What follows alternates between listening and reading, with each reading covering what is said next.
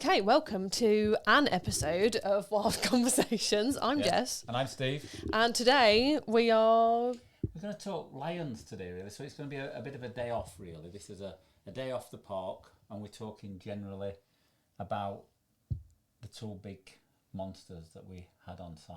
Yes, we did recently lose one of them, which is kind of why we wanted to do this episode in the first place, so we could talk about them, we could talk about Uganda, we could talk about why we've made the decisions that we've made, and talk about Pasha and how he's doing. Yes, definitely.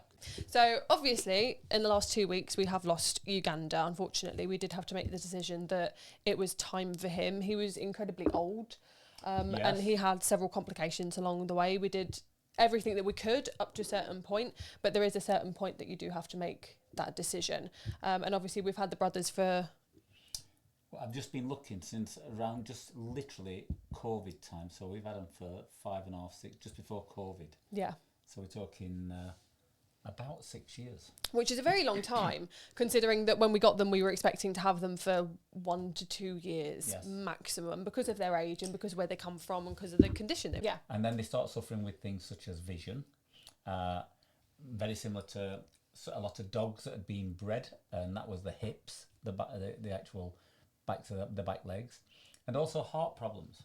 So a large proportion of them actually died of heart problems. And so we didn't actually, when they first arrive, you don't think of the end. No. So when they're telling you all these things, and they say, Steve, you don't realise you're taking on this huge commitment of these, and we're going to go on to about these huge monsters. They weren't supposed to be these huge monsters, but these huge monsters that you're taking on, and you might only have them for a year. Yeah. That's all right. We're prepared for it. Of course we are. Of course we are. Of course they last for 6 years. Yeah. But so we was, when we took him out Uganda, he was 16 and a half, nearly 17, weren't he? He was, yeah. And like I said, he was displaying over the last sort of 6 months. We knew that he was going downhill. We knew that he was getting to a point that we were going to have to make a decision. And we're very, very lucky that we have an excellent team of people that we were in contact with the whole time. We tried him on medication, which worked for a while, and then didn't. Because you're only working on what you think it is. Yeah.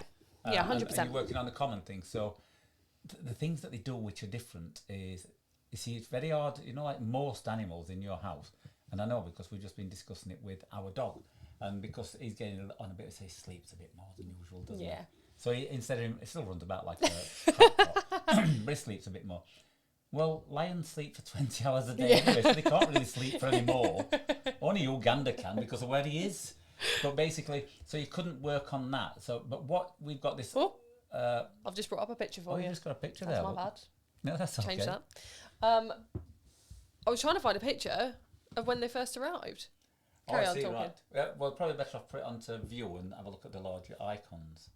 Oh, that's a good idea. Thank you. I'm very technical. Look at that. That's an excellent idea. That. So basically, what you have to look at is their behaviour, and we're very fortunate that we have a really close contact with all our animals, so we get involved with them and we like to know what they're doing.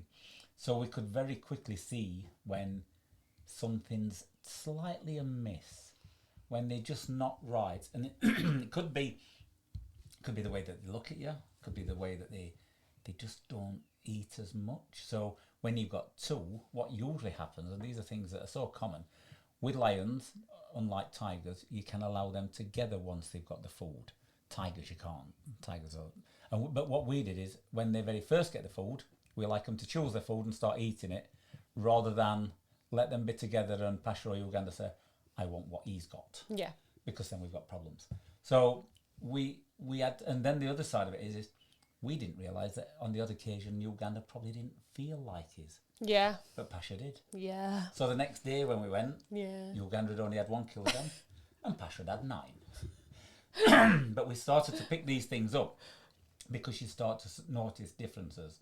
And we noticed a difference in Uganda about 6 months ago, weren't it? Yeah, he just started looking more tired, and especially the condition of his coat. So the original reason that we actually put him on medication in the first place was that his coat was just looking really, really tired, wasn't it? Yes. It was, his mane was kind of disappearing in places, and we were more concerned about whether he had some sort of allergy to something in the surrounding area. So we put him on a medication, which actually perked him right up. Yes. His mane started coming back really well. His general condition started to get a lot better, and he just seemed a lot better in himself, didn't he?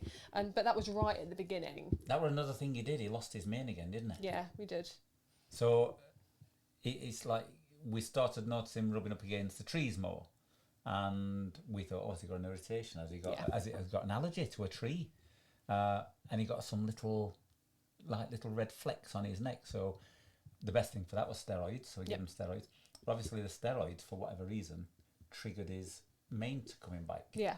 And he looked a lot more agile, and he was for a few months. Actually, he was a lot better. Good, but not as good as what he was before. Yeah. And so then comes the decision that one day, I think everybody has the same decision on the same day, but everybody's frightened to say it. Yeah. So we discussed it, and I know Claire and Curtis, Jay, I'll mention them all because they're all involved in that, Stephen and Chloe, had all said, Uganda's just not looking right.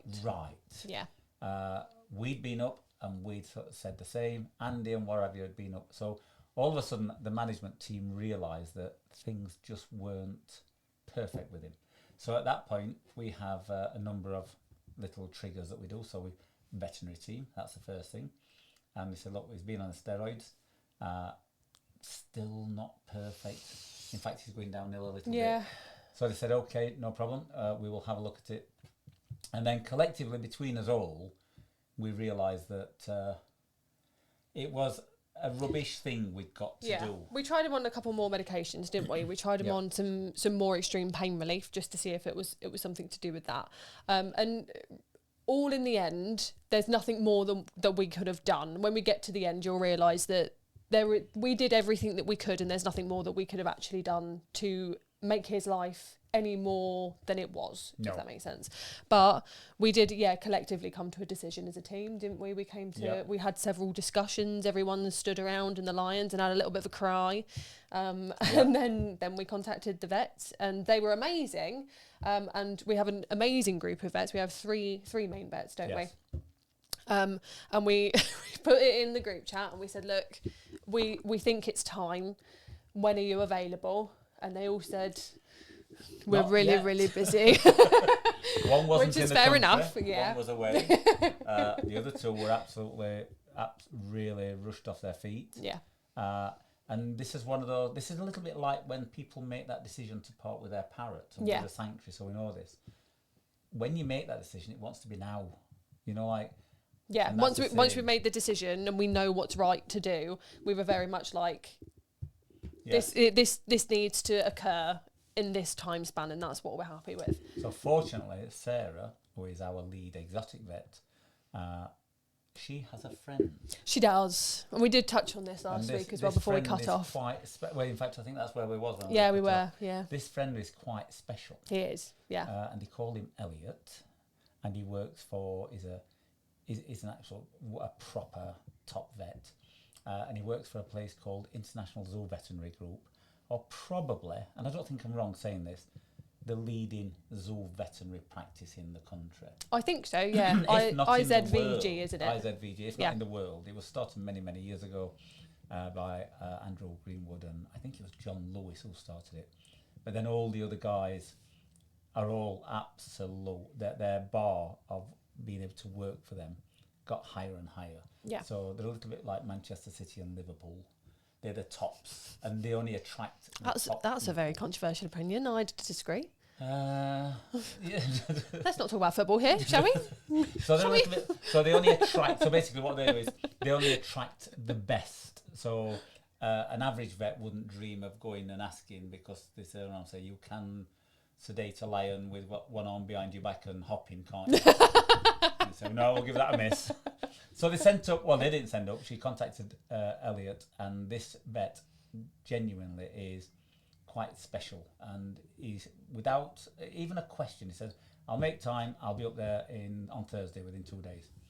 And he arrived. He did, yeah. And what was he like? He was lovely. Everybody just fell in love with him. Absolutely lovely. He was brilliant, so professional. Yeah. And really eager to teach us what he was doing. He had no qualms about any questions I was asking, and everyone knows I do like to ask about 1,000,001 questions. I'm just a very intrigued person. Elliot had no problem explaining everything. In fact, he was giving like mini crash courses on everything he was doing, which was really, really interesting. I think this is where we got to. So I mentioned somebody called Theodonis. You did? Oh my God. Right.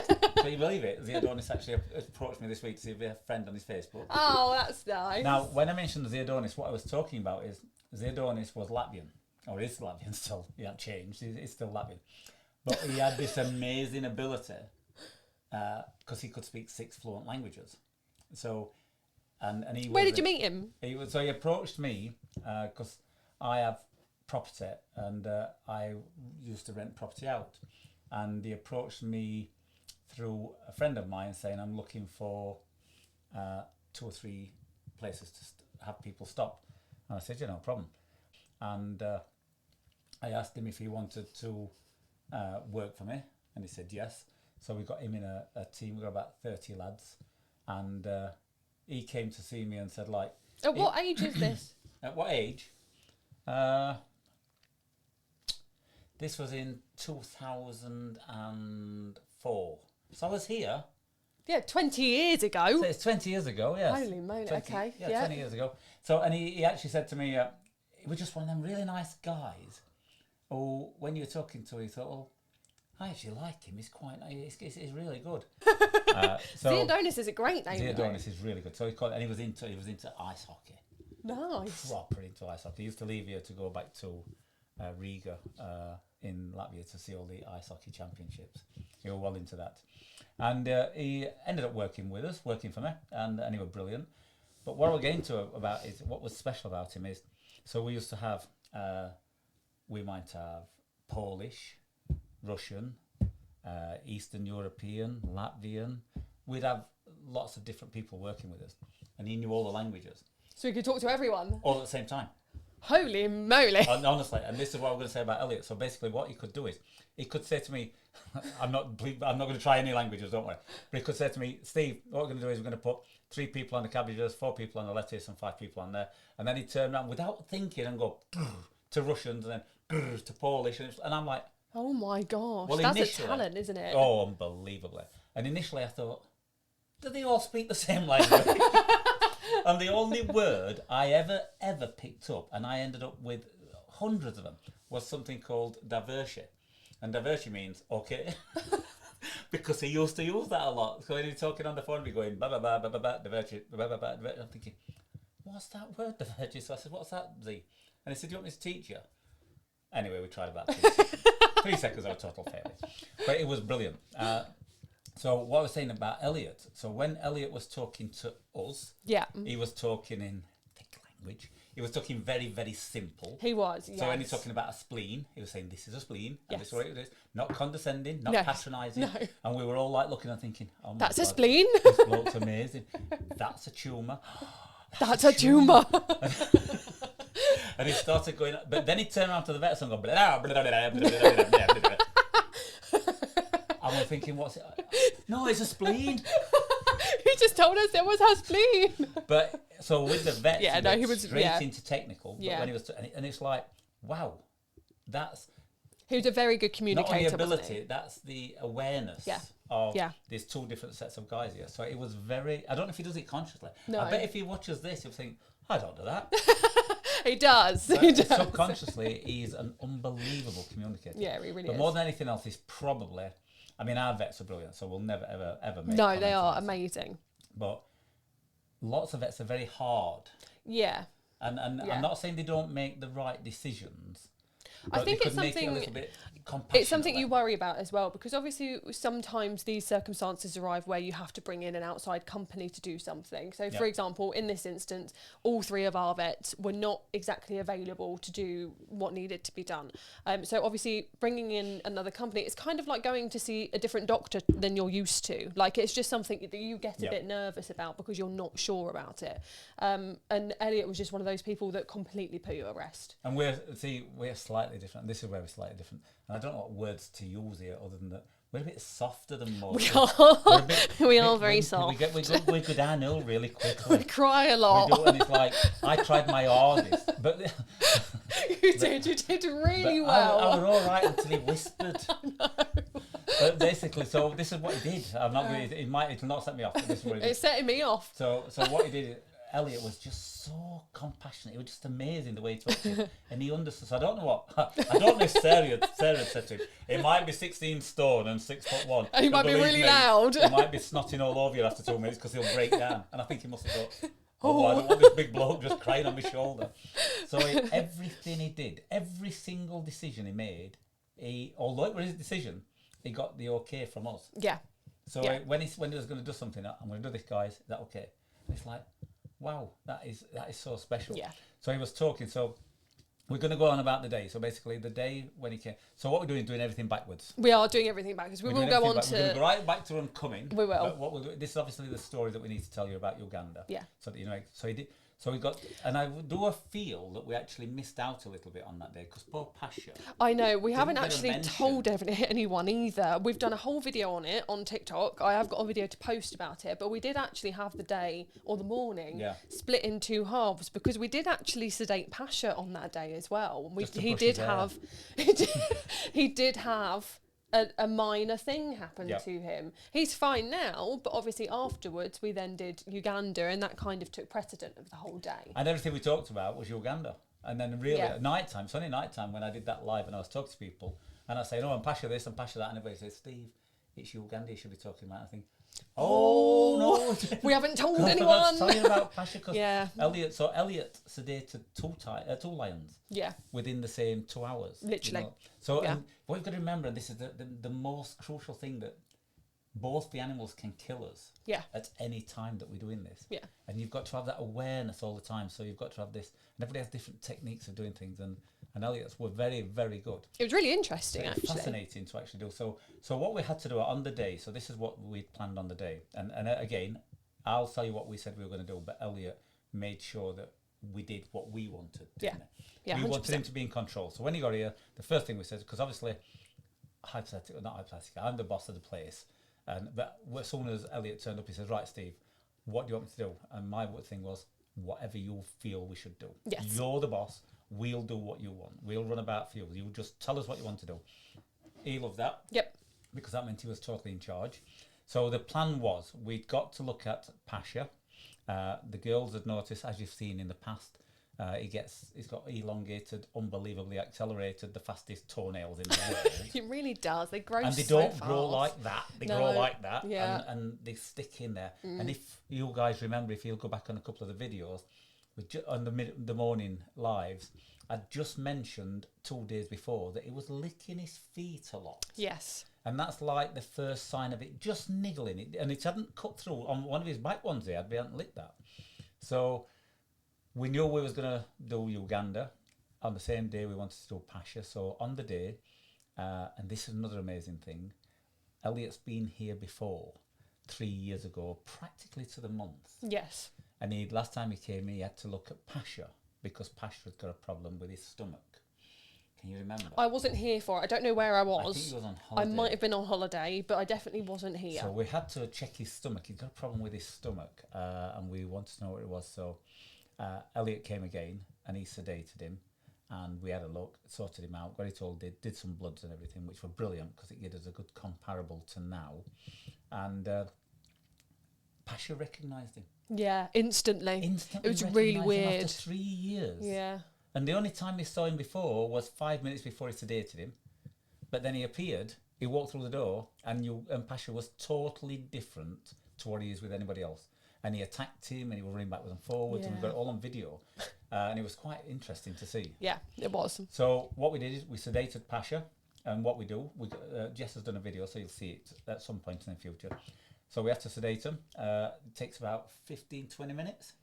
Depending on the size and the obstructulousness of the animal. Yeah, because what you remember what we're doing is we're only knocking them down. When they go in afterwards, they give them an injection to actually knock them unconscious if they feel they need it. So what we did is we stood outside. Elliot fired the dart, and then he says, right, it's 10-15 minutes. He should be down, feeling groggy, and we opened the door and he was like that. He was literally at the door like... I'm going nowhere. And we were like, what is going on with Pasha? Does he want to kill Idiot that bad? Yeah, he was not going to go to sleep. No, he wasn't. So he said, I will give him 10 minutes and then I'll go in with another dart. Anyway, 10 minutes, he couldn't. Yeah, no, he couldn't, And he fell asleep perfectly right at the side of the door. So then the plan was to go in. We'd got Sarah, our vet here, and our guys, and Elliot distributed us all around to make sure we're all doing the same things. Elliot does something slightly different to what other vets we've seen, and that is he puts ratchets around the straps around the legs, just in case they do wake up, they can't just run at us, which is a brilliant idea. Really, really good. It's never happened. I always wonder though, what would happen if he did wake up? Like what would he just be like?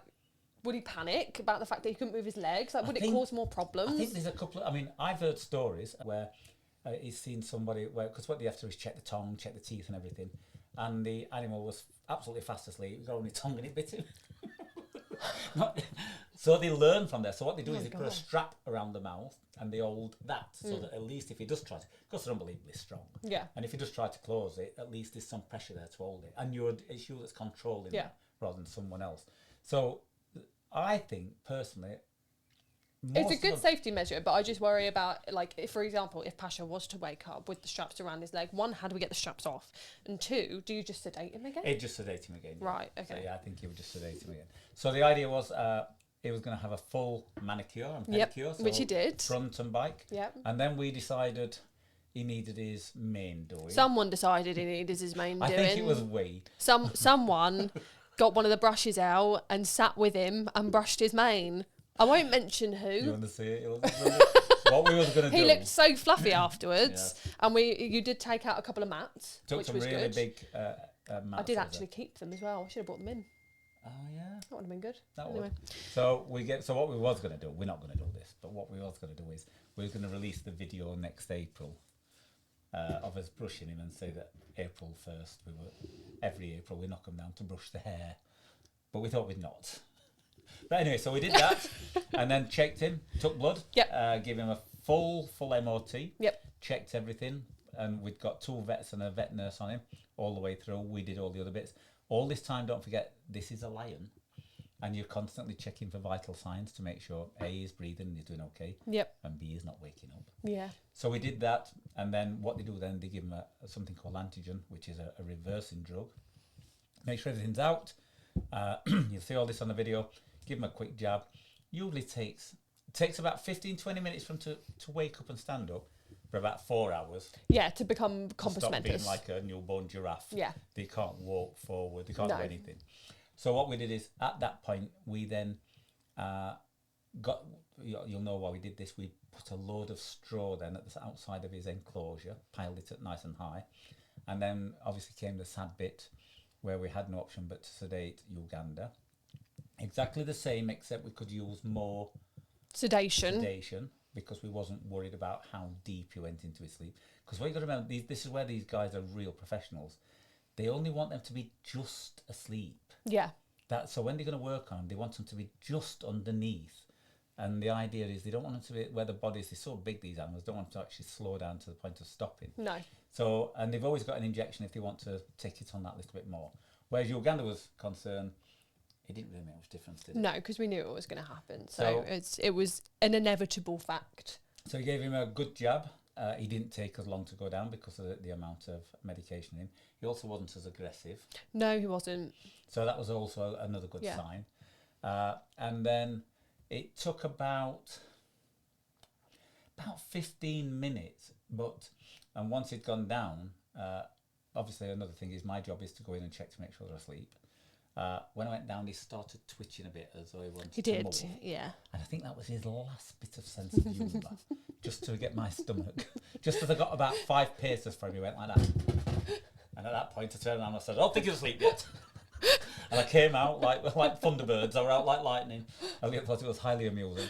But then we went back in, and then what they do then, they put in the back leg, they put a cannula, and they all do it different. Yeah. Elliot puts a cannula in, and then they have to use, you will not believe the amount of medication they have to use. It's a lot. And everyone went quiet, and everyone started whispering. Well, that was the bit that did it. And then Steve started crying. So that's what does it. So basically, we're all talking, and this is what's happening. Everybody's looking and concentrating. And even though you know what's happening, and this is where these vets are brilliant. Even though you know what you're doing, the constant question from the vets is he okay? Is everything all right? Is it? And he's talking about the animal, and it's like, Yeah. but we're putting him to sleep. But they right up until the last second. Even just before they started administering the end drugs, they'll turn around and go, okay, are you ready? Yes. And it gives everyone an opportunity to then go, okay, well, no, we need a couple more minutes, or Yeah. we're ready, we can do this. And we were all talking, and then it happened. We were talking away, and he went, right. And you know, when he went, right, my heart went, what? What's he just done? And then I was like looking, I was trying my hardest to focus on one bit, and what am I focusing on? Uganda's eyes. Yeah. Trying to focus on one thing, thinking, right, don't make yourself look stupid and actually fall on it. So, and then everybody's silent then. Yeah. And so there's a massive amount of respect. And these are the bits that people don't see, and bits we can't show you. Obviously, it's all on film, but we can't show you because it's just not nice. We have no option but to, the instant it's happened, we have to do a post-mortem straight away. But we didn't want to do a post, and this is amazing thought and compassion that these guys have. We didn't want to do a post-mortem in that bedroom. No. Because Pasha were going to be in that bedroom afterwards. And we didn't want him to smell anything like anything that. there. It wouldn't have been nice. We didn't want to take his body past Pasha. No, not where he could see, He could see Uganda. So I mean, it's all right them seeing him dead, but they don't want to see him being dragged because No. again, we don't know how the association works. Yeah. So we put a big wall of straw around Pasha. I mean, even then, like Elliot was saying, the likelihood of him remembering, because obviously by this point, Pasha had only been awake for about 20 minutes Yes. after being And it was sedated. very, very And it does take about 4 to 6 hours for them to start regaining their consciousness. Yes. So the likelihood of him remembering anything, it's kind of like when people get their wisdom teeth taken out. Yes. Like you don't remember the anaesthetic stuff. No. It was very good. Elliot and the team, like Sarah and the other vet nurse, gave us a good 5-10 minutes with Uganda before we took him anywhere. Made Yep. sure that we were completely comfortable before we took him anywhere. Yes. And then yes, we had to do. And so this horrible thing, which is a post-mortem, you have to do it. You have to do it pretty quick because Things start degrading very everything quickly. starts to degrade and congeal very quickly. We'll not go into too many details. And we also have to do it into a place where you can actually clean afterwards. And so Yeah. the best place was our entrance to the actual enclosure, to the house, is polished concrete. So we laid him down on a nice mat there. And again, he was so good. He was don't really, think he really, spilt. really good. No, he didn't. There He wasn't a didn't. drop He really of didn't. anything anywhere. And he said, I'm going to start here because this is where we think the main problems were, which surprised us because Yep. we thought he was going to go straight for the kidney. Yeah, because the leading cause of death in cats, domestic and wild / captive, is kidney disease. So we were expecting, to Yeah. a certain extent, some kidney deterioration. Yep. So we were expecting him to head straight there, weren't we? But he started at the right bottom at and the bike. went through to the top. But when he started right at the bike, he instantly got to it, didn't he? Yeah. Literally within about a minute of Found him the problem. starting, he found the problem. Yeah. And the problem was a tumour in between the spleen and the pancreas. The pancreas It was also, near enough on his pancreas, Yes. wasn't it? and he also got pancreatitis. So it was fascinating to see the Yeah. things that he was showing us. And he actually said that the medication that we'd given, The the steroids. steroids, would have suppressed the actual tumour. So had we not noticed, he'd have Gone he'd down have rapidly. suffered some immeasurable pain Yeah. without us realising. So And he came out with the term, it's a horrid decision, but the right decision. Yeah, there's nothing we could have done. We did ask as well, didn't we? Yep. We'd like to double check these things. There's no medication we could have given him. There's no surgery that we could have given him. No. What was there was in a place that was essentially inoperable. And they wouldn't have seen it. That's No. the thing. He says we wouldn't have actually seen this until it was too big. Yeah. And he was giving us an example of one again, and this is where he likes to work with keepers, which is what we all are. The fact that he'd been working with one big cat for many, many years, and the keepers had just noticed a slight, very, very slight difference to the chest. He said it's like it looked like a little golf ball, but they noticed it, so they said we'd have a look at it, and they had a look, and it was not just like a little golf ball, it was like a football, but that was just the end of it. So he was brilliant, and then we obviously that's it at that point. That's the end of it for where Uganda is. His kidney was perfect. In fact, it's the first big cat. It's the first healthy kidney we've ever seen. Because all our tigers came with kidney deterioration. Yeah. And they all ended up with renal failure. So we're used to doing postmortems and seeing terrible kidneys. Yeah, and when they are terrible, what I could have done is I could have put the photo. I don't know if it would have been nice to see though. Not sure. We'd probably have to ask you beforehand if you want to see them. We'll.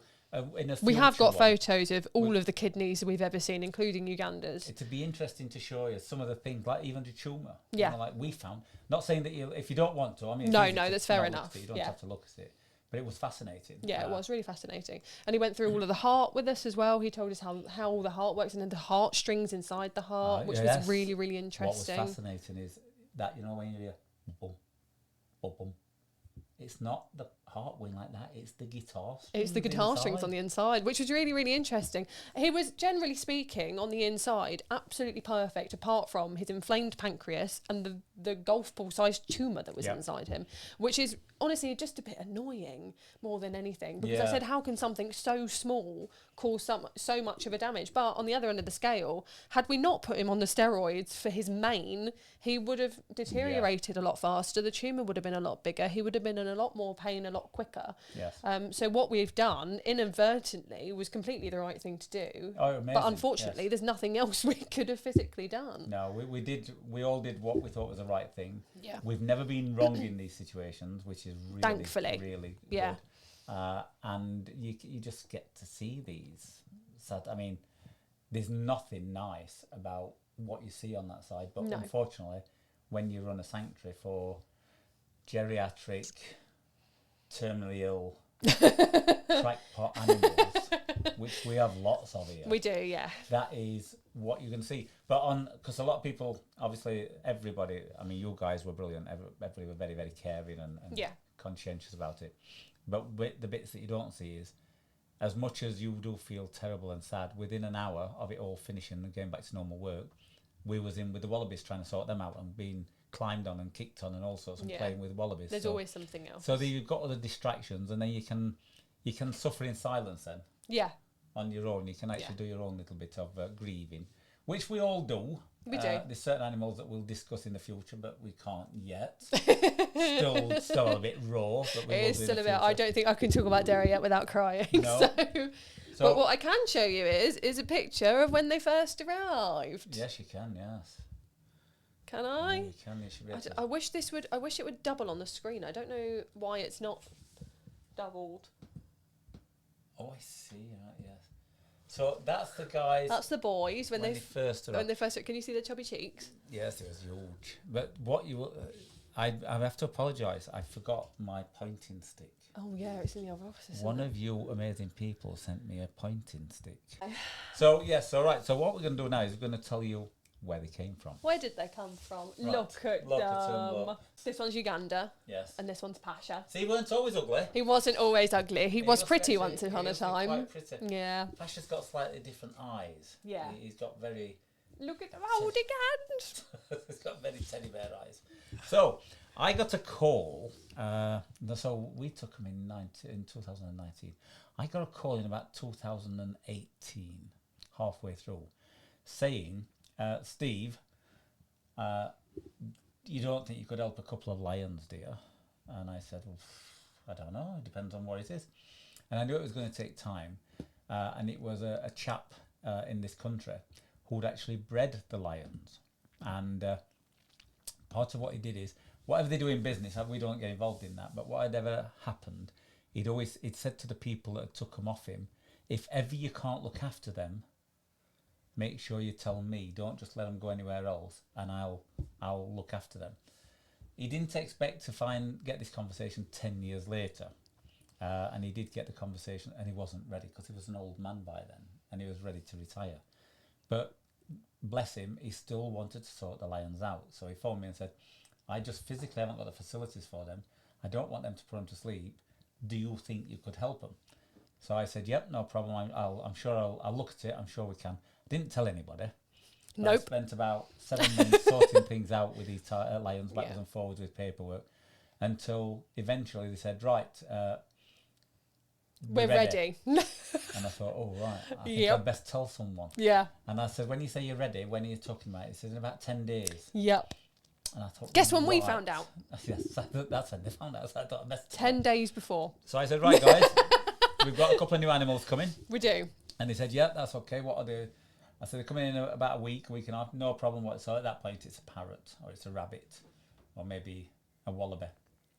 And he said, what is it? I said, 2 lions. And he said, right, no, what is it really? I said, 2 lions. And I said, there's 2 lions. These are the photographs. And he said, oh, it's 2 lionesses. I said, no, they're 2 lions. They'd had implants. Yeah. So the implants do a couple of things. It reduces the testosterone. It makes them put a bit of weight on, and they lose the manes. So they just look like really large female tigers. Yeah. Lions. So like them. Like them. Exactly like them. Yeah. And so I got a couple of photographs of them. I don't know what they used to scale these photographs. No. I think somebody photoshopped them. Yeah. Because they conned me. They did. They really did. So let me just give you an example. These things are monsters. So what you should have, where a lion's concerned, a male lion, a really big male lion, should be about, I would say, about 200 kilograms, 210 kilograms. Yeah. And a really big tiger is usually about 240 kilograms. So tiger's known as the biggest cat in the world. So we knew it couldn't be any bigger than a tiger. So we weren't worried about that because we knew we'd got the holding facility for it. What we didn't expect is 2 lions to turn up that was 355 kilograms. Monstrous. And the reason we know exactly what they weighed is because we had a sweepstake. We did. Because we was petrified when they arrived. We was all in shock and fear. We were, yeah. Because we thought not even elephant mesh is going to hold them back. So we had a bit of a... And Joy won it, didn't she? She did, yeah. Joy won it. Yeah. She got close. I think she said about 350. Yeah. So she got the closest and she won it. I think she won £1. No, she won everybody's money. She did. So this is what happened. We have a certain set of doors here, and all of our doors do the same thing. And you've seen us opening the doors to let the lions and tigers out. They all slide from left to right. That's how doors open and close. Look. So they all slide like that and then like that. So when we got everything ready for them, and when the lions arrived, they didn't actually arrive in the most conventional way, did they? No, they didn't. So we was told they were going to be delivered. Yep. So we expected one of the specialist animal transfers to arrive. No. It was just a box van. Yeah. Didn't think anything about it until we opened the door. Yeah. And there was 2 metal and wooden crates in the back with the biggest animals I have ever seen. It was a very daunting day, wasn't it? It was quite a dark wagon. And when they opened the back door and all you saw were these 2 heads, I've never seen anything as big. To the point where I thought, he's delivering the wrong animals. Ours aren't that big. These can't be for us. And so we said, they won't fit. No. They we won't were very fit worried, in the doors. weren't we? So, and I said, and his big boxes actually had what they call guillotine doors. So they actually lifted up like that. So that's us training him to move. He wasn't very happy. Monstrous. He's not very happy there. That'll hold 2 tigers. It will, yeah. So that's quite a big cat carrier. Yeah. But he weighed 350 kilos there. Yeah. and you have to pick it up by a forklift. Look, It was a lot. it was very. So that's what it says, training platform. That was just for us to get the measurements. Yeah, it was. So when they arrived, so we said, right, okay, that's no problem. How do we do this? And the guy said, well, there's only one way we can do it. We've got to do it safely. So we've got everybody there with their firearms ready in case we needed it, which is law, which is what we have to do. And then we pulled the wagon right up to the door, and we made a barrier so that he could just literally walk in through the door. And me and the chap was on the other side of the barrier, and when it jumped out, I have never been as frightened in my life.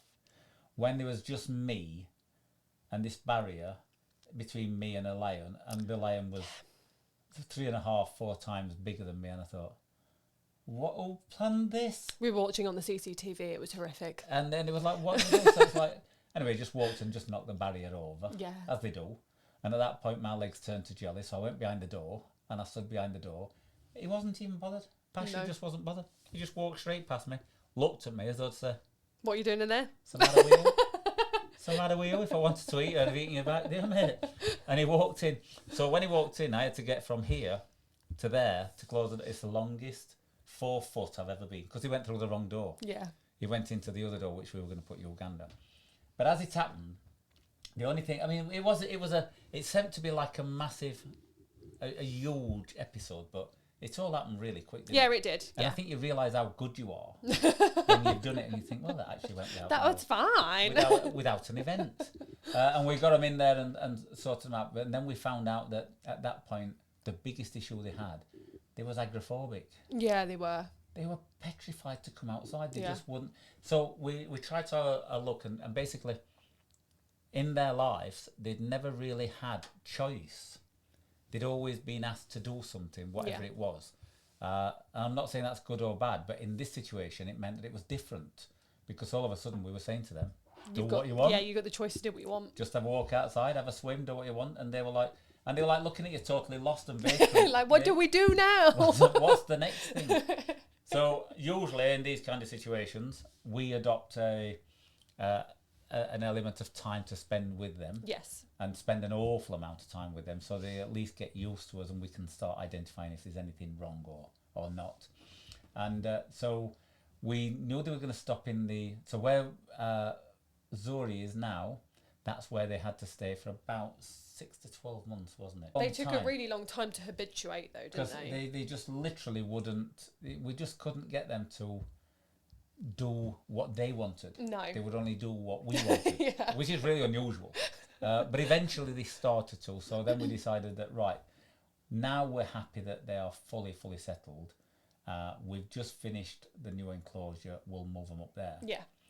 Nobody had actually said. So these animals at this point had not been sedated. No. So we brought Ian Bates in, and we said, right, so this is what this was all, or that what we had on before. That's what that was all about. So we had to teach them. There's a little video in there somewhere. This one. Of us doing little bits of training and feeling and touching to make sure they're all right. Because you've all seen Pasha what he's like now with his growling when he's being touched.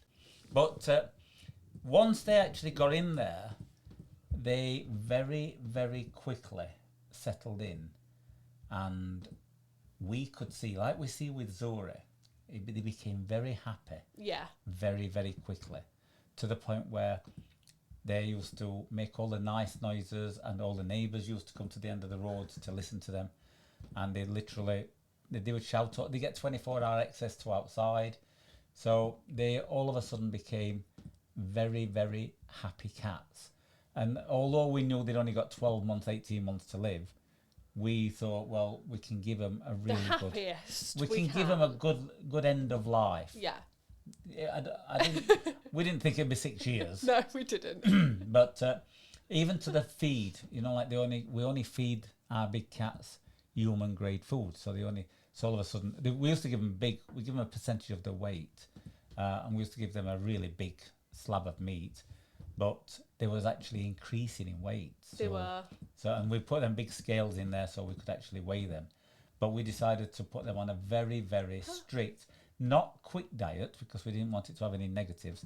But you imagine that if you're so to give you an example, they both lost, when they lost the weights, equivalent of me, just around about 100 kilos. In fact, more. Which is a lot.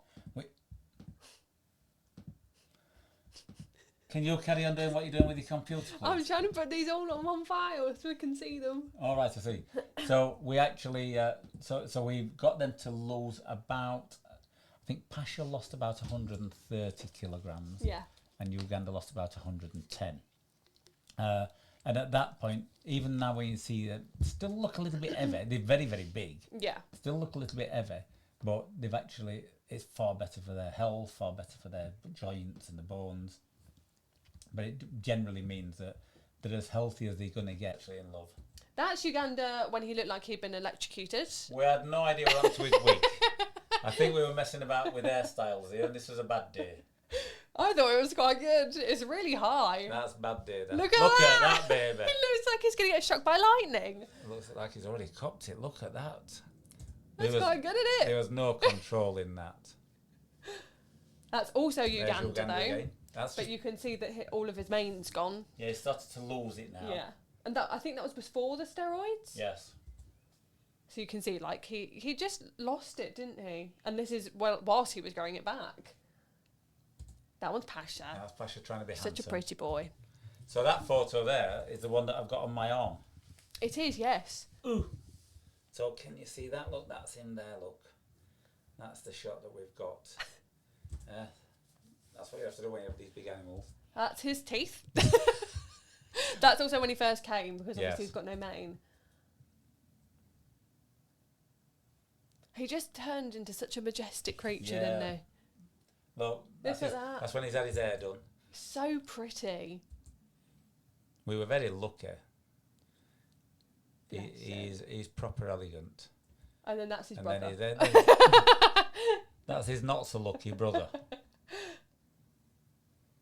But you can see where his condition's starting to go here as well, where he's like losing little tufts of fur.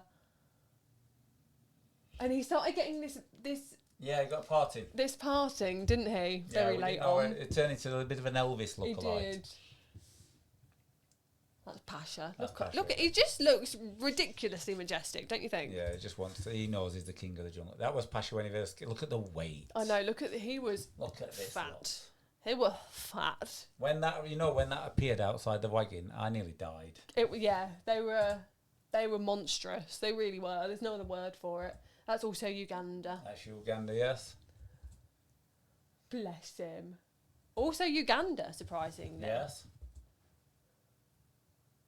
He loved his trees. Pasha. Yes. And what we did, we started changing. They had The their enclosure changed quite a lot because of them being old. So we would change it from ramps to steps and then shallower steps. Yeah. The only thing we didn't put in is an elevator and a chair, a chair lift. Oh, look at them. They were proper bonded brothers. They were. Without a doubt. They absolutely adored each other. And obviously we have made the decision because we always ummed and ahed about what we would do if one of them went, this is Uganda as well, about whether we'd pass both of them on or whether... Yeah, you've got this, it's really difficult. It is difficult. This is the conversation that we have. Excuse me. Tigers, we don't have a worry. No. Because tigers are solitary creatures. And tigers couldn't give a monkeys. They really couldn't. They're not interested. No. If they can't kill you, they're not bothered. So they're all right, fine. Lions are we know they trust him because they trust each other. Yeah. And they trust us. And you've got this like bond. So the issue we'd got was what happens when two animals have been together for over 16 years and not really had much more than 2 hours apart in all that time and that's only when we sedated them. And so it's like, what do you do when especially in the latter end? So in the last 2 or 3 months, Pasha became very tentative towards Uganda. Yeah. And he would go in every hour and a half and nudge him and bite him to make him go outside and get some sunshine. And we saw this happen quite a lot. So I think Pasha knew what was happening up to a point. Yeah. So you've got that like relationship and you think, well, what's the most humane thing to do? Is it right to leave what we think is one alive? What is that? Don't worry, Darcy's just on the typewriter. All right, so she's typing a letter to when can I leave? it. That's what he's on about now. So it's more. So we have to go through the right. These two guys have been together for all their lives. Yeah. Are we being humane, leaving one on his own? Yeah. So the decision. We spoke to everybody. We spoke to Big Lion people, and in all honesty, they were all like, it were like 51 and 50 another. Yeah, we had very like different 50-50, didn't we? But our biggest thing was that Pasha is in the prime of his health at the moment. He is doing really, really, really well. Obviously, there are some indicators. Yeah. So the things that we said is, let's take his blood, let's give him a check, let's give him a chance, and the idea was to monitor him. So we were gonna. We've scrapped what we was going to do because we've actually seen what we need to see. We've seen what we need to see now. So the idea was that once he was on his own, we was going to look at the footage on his CCTV. Well, it's not his, it's ours. On his CCTV to actually see what he did on a normal day for about 6 or 7 days before Uganda passed. So how many times did he walk? How many times did he pace? How many times did he sleep? Where did he sleep? What did they do? So he did that. Then on the day that he left and departed, we said we weren't going to do anything for a week because we knew that there'd be changes, big changes. But then after that, we would monitor it. So I downloaded a lot of footage, and we were going to give it to the university for one of their guys to go through everything. On the day that he went, we noticed some changes. And for I'd say about a week, just over a week, we could see that there was a big change, wasn't it? He wouldn't go in his bedroom. He didn't want to come in the actual big cat house. He wasn't really bothered about eating. He didn't pace more. No, the other thing that we have got to consider in this week, though, it is that in that week, it was the hottest week that we've had at the same time. So there are other external factors that are contributing to the fact that Pasha maybe didn't want to go inside or maybe didn't want to eat, because obviously the heat does affect them. Yeah. But we can't obviously negate the fact that he has just lost his brother. So it is. Yeah. So we were looking and saying, well, we're not worried. No. There was no panic because this is a week. And then probably about 8 or 9 days from then till now, he started doing things slightly differently. So on a night, and you guys have seen this because we've done the videos of him on lives, go to feed him, he'll come inside and eat now. He's started sleeping on his bed now. Again, it has gotten colder it's though. Got a bit cooler, so he's obviously now utilising his room. So everything that, if we'd have worked on the initial actions, we'd have done something that was probably a mistake. Whereas if we've just let everything calm down, his emotions, the weather, the temperature and everything else, he's actually, to tell you the truth, he's actually looking very, very good. He does look very good, and he's acting... Did that just change? Oh, the background just changed, didn't it? Sorry, I'm going crazy. We are monitoring him very heavily, aren't we? We're recording every single behaviour that he displays, and to make sure that he's not displaying anything that is abnormal for Pasha. We do want to give him that chance without Uganda. Obviously, if he displays an extreme amount of depression, then we know that we've got an option. We've got no option, and that's what he would prefer. But we don't want to write him off completely without giving him the chance to behave normally. So we're taking it day by day. At the moment, Pasha's doing very, very well. Yes, I think that he is acting more normal than honestly I expected him to act. Nearly 2 weeks? Yeah. So yes, I think he's actually doing. I think he's doing really well. Yeah. And what we're going to do is, obviously, we've got to look at the other side of it, is these are social creatures. Yes. So they would usually be in a pride, and now he's on his own. So he does actually like his toys. He does. He does like enrichment. He does like to play. So we are going to increase that. We're not going to go over the top because we know he's an old man. But things like, so one of the things that we're going to do, we suggested today, is when they clean Cecil out, the tapir, they're going to take all his waste straw up to Pasha's area, so that he can have a sensory overload on what it smells like and playing in the tapir straw and everything, which he'll spend hours doing that. He'll love it. So we're going to change things, but touch wood, early indications are everything's looking all right. Yeah. We don't fully know yet. Things can happen, things can turn, but... on the other end of the scale as well, he does have a couple of indicators in his blood work that say that his kidneys are... Yes, they're showing. Showing, but they are early signs and not late signs. Yeah. So we're not concerned, but we know that Pasha's getting old, just the same as we knew that Uganda was getting old. What we don't want to do is make the wrong decision behaviourally more than anything else. Physiologically, Pasha's fine. Yes, but behaviourally, we're just taking it day by day, to be honest. Yeah, we're just watching them, and it's but for you guys that's been asking, the actual where we are at the moment is very good. He's been really good, so we're very happy with that. And now some funny pictures. Look. Hang on. So this is the first time we gave them a chicken. So what they have to have, just so you know why we're giving a chicken. So what in an ideal world with big cats in captivity, every once a week it's really handy if you can give them something that has only just died. Yeah. So that the cells are still living inside for their digestive system. So when we very first got the big cats, it was amazing how many people in the village had decided that they didn't want their cockerels anymore. Yeah. And we was having cockerels turn up by the dozen. We were. And so we have what they call a humane dispatcher. And so they was getting quite a lot of this. And they love it. Because you know what they do? They actually pluck every feather off before they eat it. Which is what you can see they're doing now. And they end up, and the keepers hate it. Huh? Oh, look. We've got a video. This is Uganda, though. There we are, look. Look at him, pretty boy. Look, you can see the weight. Yeah.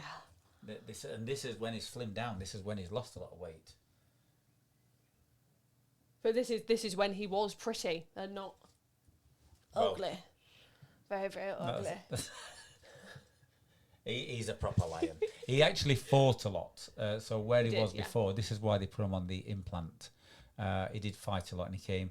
I remember the owner telling me just as they arrived, he just got into a big scuffle with something called a liger, which was a cross between a lion and a tiger. Look, this is Elliot. There's Elliot, look. There's the... That's the contraption. I think they call them shackles. The shackles. So the idea is if he wakes up, he's not going to be able to run after us. So that's Elliot just taking his heartbeat. And again, you can see this here, look, a little bit of fat here. Do you want to see a comparison with a small dog? So he's got his own protection, look. So he's their guard dog. There's Ted. Pasha loved Ted. Yeah. Pasha used to spend hours playing with Ted outside the mesh. And Ted was like, he was just saying to the staff, these are my guard dogs. And that's the comparison. Wow. Bless him. So yeah, really hard decision that we've had to make, but the right one for Uganda. We will continue to hope that we've made the right one for Pasha, but we'll just monitor it and we'll make the right decision. Well, I think we have when for it now. Comes to it. Yeah, for now, I definitely think we fine. have. It might change in a month. It might change in a week, but for Yeah. now, he's not displaying anything that we would class as detrimental. No. And so we're all, the vets are happy, we're happy. We do these things called a quality of life form every Tuesday, and that tells us we have to fill in a lot of little details. Yeah. And they all add numbers up, and when it gets to the end, the number tells us, is rather than us try to look and say, we think it's this, you put in 20 or 30 questions, and at the end of it, it turns around and says, his score is 650. He's happy, he's just miserable. Yeah. Or he's happy, he's just hungry. So, and that it's a really good way of actually gauging where he is and what he's doing. But at the moment, he is fine. Yeah. But we'll keep you updated on that. So on that score, have you got any more little pictures you want to show before No, a video? I think that's it. Well, shall we end on this one? Because I think this one's a nice one. That's a really nice one, yes. Yeah. 6 years ago. Wow. Crazy, isn't it? Who would have ever thought? So next week, not next week, 2 days. In 2 days. In 2 days, we're back again, but in 2 days, we're back with normal. I don't know what normal is, do you? No, I thought this was a normal one. This was just mainly on about... we've talked about the two biggest creatures that we've ever had on site, and I think it was a very important story for us to tell. They've had an amazing life, and we'll just continue to monitor Pasha, and 100%. we'll miss Uganda every day like we do everything else that yes comes and goes. we will probably be picking up on our story of the park, won't we, on Thursday? Is there anything that we need to be discussing? Anything that you think we could discuss on there? We've got a huge list of things there. Yeah. I don't know. Do you guys want to pick what we talk about next week? What do you want to hear about next week? No, sorry, this week in 2 days. In 2 days. Yeah, we've done one dedicated to pasture in Uganda. I think it was the right thing to do, 100%. It's a slightly different one, but it's just, and we can do this on all the main animals. Yeah. We've got. You want to talk about Jackson? Jackson, who was the Harry Potter. We do monkey. Need to talk about Dara at some point. Clarence and Cola, remember We Clarence do, and yeah. Cola coming? They came from a chap called Ed Palmeiras, who's a lovely, lovely chap. Ozzy. I'd love to talk about Ozzy at some point. We need to talk about Nigel and his beginnings. We could bring Ozzy in here. Oh my God, we can't bring Ozzy in We here. could bring Ozzy in here. So we'll introduce you to Ozzy. All right, we'll introduce you to Ozzy at some point. We could bring in this Morris and Stanley. We've got Lexi's birth. Oh yeah, that. We could talk about. And I guess who did that? I was his midwife. So I'm not going to tell you about it, but it's actually quite a nice little story. Don't worry, he's not the slightest bit appreciative. He's still trying to get me. Still knocks me We've all got over loads the of place. people you still want to talk about. Yeah, there's Steve Nazir. Yeah, there's a few people. There's Cleo Rockers. Yeah, there's a few, but we've still got quite a few to go, guys. We've got loads. We've got the floods. Can you remember the floods? I came back just in time for the Oh, TV yes, programmes because you had about to the go to floods the TV because I thing, was in yeah. Turkey at the time. Yeah, we got the floods where we got some good photos of them. Though. Yeah, we did. Got some really good. Wait till you see them guys. Oh my lord! And then we've got the building of Ark, which is our dream building. Oh, you've got all sorts. We got loads to talk about. Can I tell you one tiny little story? I've just seen something up there, and you'll laugh at this. So, I remember Darren Brown saying to me that he's coming to see me, and I said, "Okay, no problem." I said, "When?" So he says, "Well, we're actually going to be driving past your place tomorrow." So he said, "We're going to be leaving the hotel tonight. Can we call in?" So I said, "Yeah, no problem. That's okay."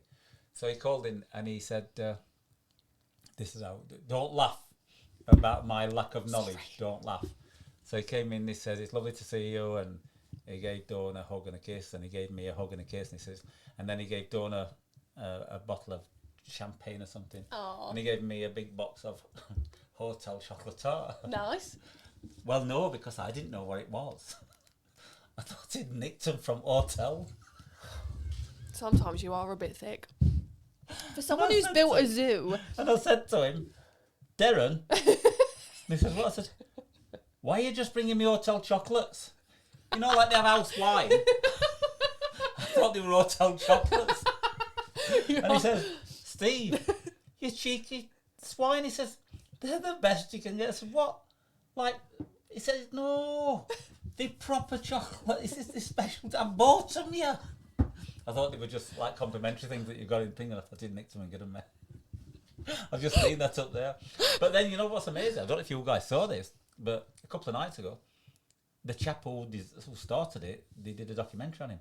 What an amazing bloke. And it's not that long ago he started. All right. But he was convinced he knew. He's brilliant. He was convinced he knew how people wanted chocolate. So, and all his staff are allowed to invent a chocolate a year, and then they get all the others to test it. And if it don't work, it don't work.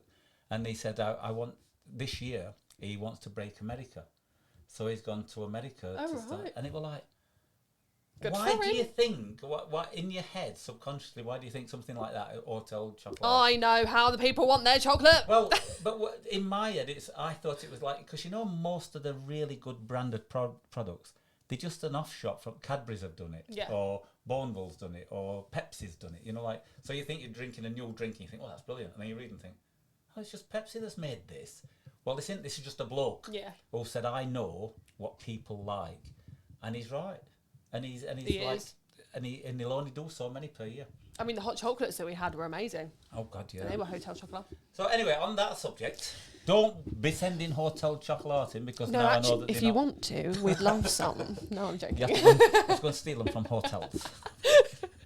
But thank you very much for watching. Yes. It's a slightly different one, but a really lovely one. And we got through it without crying, either of us. And without a which was calamity. actually very good. Other than the crying cat. Other than the crying cat, yeah, which we'll go and see. Thank you very much for watching. And this Yes. is episode An episode. An episode. This is an episode of Wild Conversations. What I'm going to do is I'm going to go back on all the others, and I'm just going to... So if we go, this is episode... I'll add in what number it is. See, so see if you can pick it up. So, okay, so welcome. Thank you very much for watching episode. And I hope you enjoyed it. And I'll just put 16, 17 or 15 in there, wherever it is. No, I won't. He's bonkers. Right. Thank you for being here. Thank you very much, we'll guys. see you on Thursday. Oh, God, yeah. We will. In literally 2 days. We'll have everything prepared, won't we? Yeah. See you all later.